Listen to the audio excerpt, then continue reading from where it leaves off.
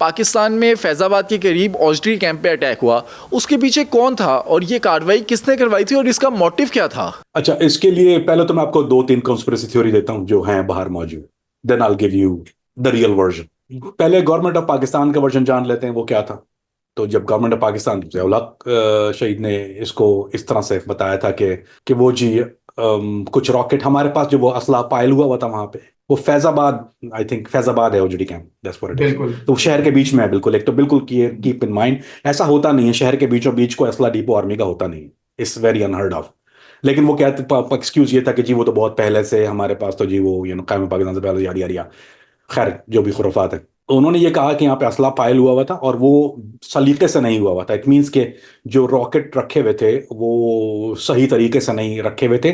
तो स्लाइड होकर रॉकेट नीचे गिरा और उससे जो है वो फ्रिक्शन हुआ, एक रॉकेट से फटा।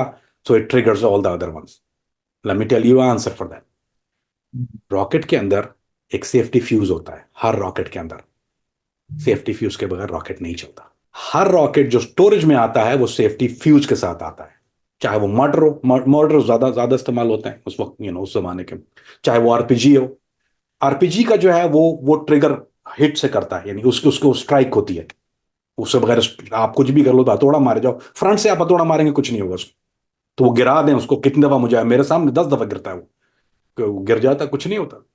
और जो रॉकेट जो है, मार्टर है या 7 मिलीमीटर या 10 मिलीमीटर रॉकेट है, या जो जो वो एक उसका जो एक अंदर एक मैकेनिज्म फ्यूज होता है, अगर आप उसको गिराएंगे तो वो एक्टिवेट नहीं होगा जब तक वो फ्यूज उसके अंदर नहीं लगा होगा, और स्टोरेज में फ्यूज इस्तेमाल नहीं होते। तो यहाँ पे जो गवर्नमेंट का, चूंकि पुरानी बात है इसलिए मैं खोल के बोल देता हूँ। तो एक तो पहली बात ये कि वो ऑफ कोर्स वहां पर लोडेड था, वो उसमें बहुत फाइल अप था असला वहां पर, और मिसमैनेज भी था, इसमें भी कोई शुबा नहीं है। लेकिन ट्रिगर जो था वो रॉकेट किसी रोल होके गिरने से उस चीज को रिकॉर्ड नहीं किया गया था। दैट वाज वो एक दहशतगर्दी की कार्रवाई थी। और वो किसकी तरफ से हुई थी? मैं बता देता हूं आपको। वहां पर पहले पहले मैं बता देता हूं कि इंडिया ने क्लेम किया था एक दफा, वो बिल्कुल बेवकूफाना बात है। आई थिंक वो मार्क लीवी ने भी अपनी बुक में लिखा है, 2011 में मार्क लीवी की बुक आई जिसमें उसकी मुलाकात दो इंडियन जर्नलिस्ट हुई। उन्होंने कहा कि हमने किया था, उनको नहीं किया था। तो दो कॉन्स्पिरेसी थ्योरी ये थी कि रशियन ने, के इंतकाम के तौर पे रशियनों ने, चूंकि वो उनको डिफीट हुई है पाकिस्तान की तरफ से, तो उन्होंने जाके कर दिया। That's not true. असल में मामला ये था कि वहां पर वो स्टोरेज आपका स्टिंगर्ड स्टोरेज डिपो था। सो अमेरिकन सीआईए का कहना यह था कि जितने हम असलहा दे रहे हैं अफगानिस्तान के लिए, और विच इज ट्रू, कि वो 100% अफगानिस्तान नहीं जा रहा। वो रह रहा है पाकिस्तान में। क्यों रह रहा है पाकिस्तान में? ताकि वो हमारा जो जहाद है कश्मीर में उसके लिए इस्तेमाल हो रहा है, यानी जो पाकिस्तान में। लेकिन वो is not 100% going up there.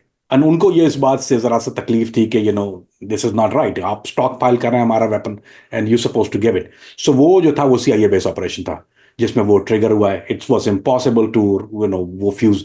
और वो उसका जो जो रेसिपी थी वो यही था कि वो एक रॉकेट वहां जो था वो उन्होंने, जो जब उन्होंने अमेरिकन ने जो एक शिपमेंट भेजी, तो उसमें वो फ्यूज ऑफ नहीं थे, बल्कि वो फ्यूज ऑन क्रेट के अंदर जो थे, फ्यूज ऑन रॉकेट थे, वो रिमोट कंट्रोल डेटनेटर था।